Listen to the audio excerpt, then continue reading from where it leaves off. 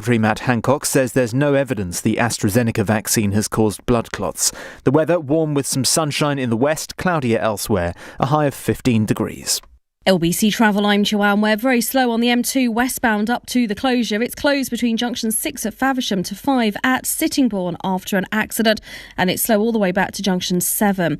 Also, for those who need to make a journey, there are queues on the M25 clockwise at junction 6 at Godstone after an accident, and delays on the M1 northbound up to junction 10 at Luton Airport after a car broke down earlier.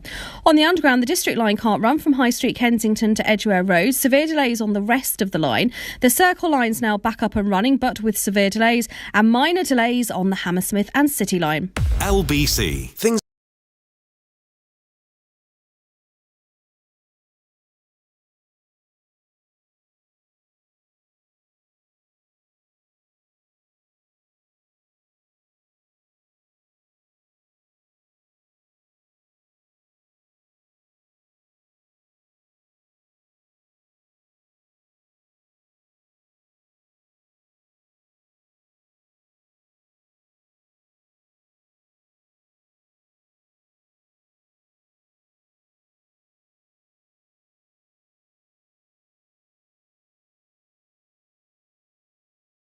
Call Nick Ferrari now. 0345 6060 973. LBC.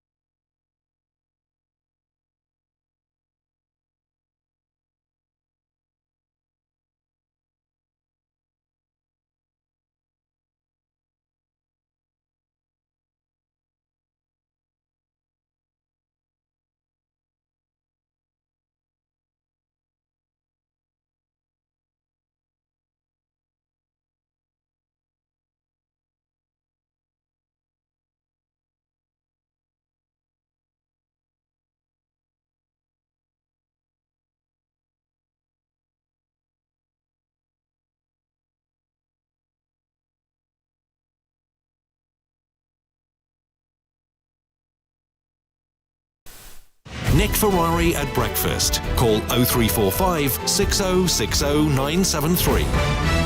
8 minutes before 8 is the time. Now, perhaps the coronavirus crisis has detracted or deflected attention away from a very crucial aspect, which, of course, is the necessity to go green to improve the quality of the air, because we all breathe it, and we want to make it as good as we can. So what of a government initiative now to drive down emissions from industries and public buildings, such as schools and hospitals?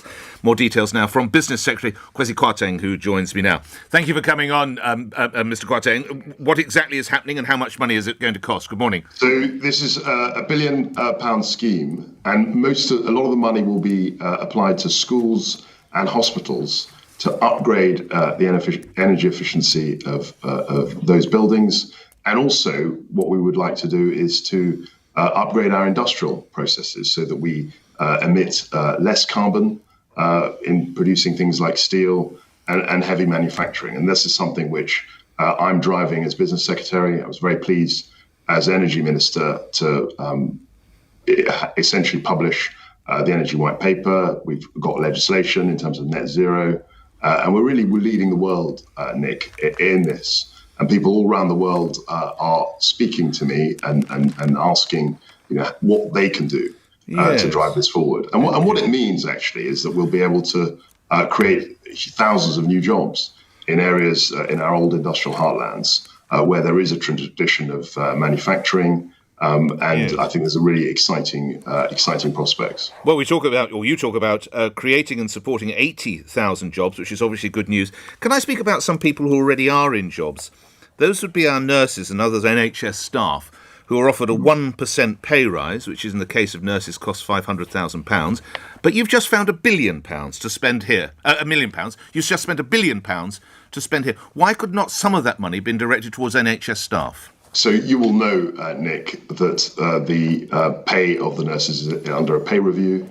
We're going to look at what the findings of the pay review will be, and I'm sure we'll come to a reasonable decision. What's a reasonable decision, Secretary of State? What we've done, but you will know this, we spent £407 billion supporting the economy through this whole COVID pandemic. The Chancellor of the Exchequer has supported millions of people in work, furloughed workers. We've extended furlough. We've extended the business rates holiday. That's very good, and many people are grateful. And all of these things have been welcome, and that's exactly why. Can I take from your expression "reasonable decision" that there's likely to be some form of pay lift then to the NHS? I don't know. I don't want to anticipate that.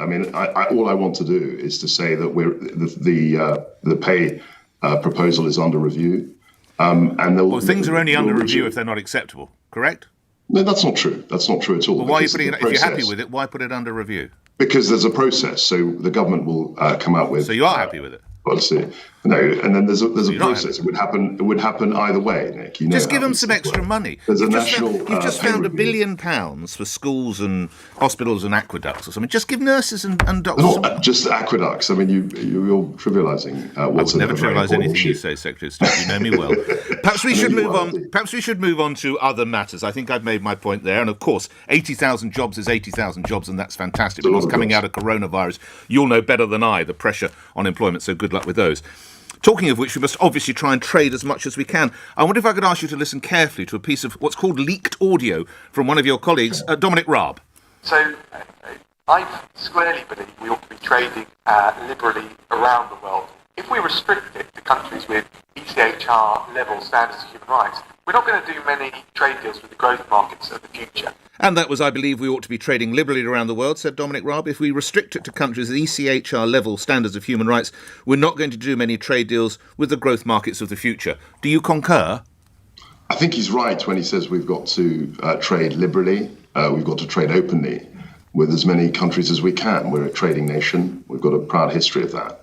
And I think he's absolutely right to say that we should be trying to have free trade with lots of different countries. You're happy to trade with the Yemen? Well, absolutely. We've given lots of aid to Yemen. I think we've also reportedly sold a lot of weapons to Yemen that killed Yemeni children. You're relaxed about that? The weapons were to Saudi Arabia, not to Saudi Arabia, that have killed Yemeni children. The Yemeni conflict is what I meant to say. You're happy with that? And one of the issues there is that we've tried to use our influence to try and moderate their behaviour in Yemen. And I'm hopeful that conflict will come to a close. And to trade with China? Well, China is the second biggest economy in the world. And it's also the fastest growing major economy. And one of in the biggest world. human rights offenders in the world. So, of course, we have to do two things, Nick. We have to trade with them, but also we have to make very strong representations to them when we feel that they're not observing human rights and they're not treating minorities properly. And that's exactly what our ambassador is doing. But would you concede? Fantastic job. Would you concede that many would say making representations, speaking is not enough when you see how China reportedly treats some of its own people? A country such as the United Kingdom, with its proud record, should be seen to be doing more, Secretary of State. And we are doing more. We're bringing together alliances of people to put pressure on the Chinese government. But the one thing that the Foreign Secretary is absolutely right about, and as is the Prime Minister, is that people aren't going to listen to you if you don't engage with them. So if you take the attitude to China that we're not going to do any trade with China, we're essentially metaphorically going to pull up the drawbridge against China, they're not going to listen to us when we complain, as we are doing, about human rights. We've got to engage on the one hand, and also, be very firm with them and tell them very strongly. You have no qualms doing deals with countries such as Saudi or China? We have to distinguish two things. There are the governments, and then there are business people who invest in this country. If you look at any town in this country, you'll find investment from all around the world. And some of the investors may be from countries... Well, some of that's private, of course. We don't. And as you said, you've hit the nail on the head. A lot of the investment, a lot of the businesses we're dealing with are private companies and private individuals. We've got to distinguish that trade from the policies of the governments. And I know you're a passionate believer in green causes, and you may well drive an electric car. I've no idea. You probably do, or you have access to one. I mean, you know where most of the material needed for batteries for electric cars comes from, I'm sure, Secretary of State. Well, currently, we're quite reliant on China, but we're looking at ways. And also Congo, which also has reports of some of the most appalling human rights abuses of child workers. And yet still, not just private companies, the United Kingdom does deals with Congo. Are you relaxed about that? I'm not relaxed about it. I think some of those conditions, as you say, are appalling, and that's why we're speaking to companies here in the UK looking at lithium mining in places like Cornwall. I think that's very exciting, and we're going to have a gigafactory, and we're going to try and source a lot of the lithium and other rare metals in a better way. Lastly, you're a plain-speaking bloke. I've known you for some time. What is the reality of what appears to be some countries within the European Union and its resistance to the Oxford-AstraZeneca jab, which is approved by Britain, approved by the European Agency, and approved by the World Health Organization, and some of it even went into my own arm 2 weeks ago? Secretary of State. I mean, you'd have to ask those politicians in Europe about what they're doing and what they're saying. I think what they're saying is very, very unhelpful. As you say, the WHO, the EMA, the Europeans' own organisation, have said that the AstraZeneca jab is nothing wrong with it at all. I'd recommend people to take it. I think it's really important that we hit those incredible figures that we have done. Nearly 50% of our adult population have been vaccinated.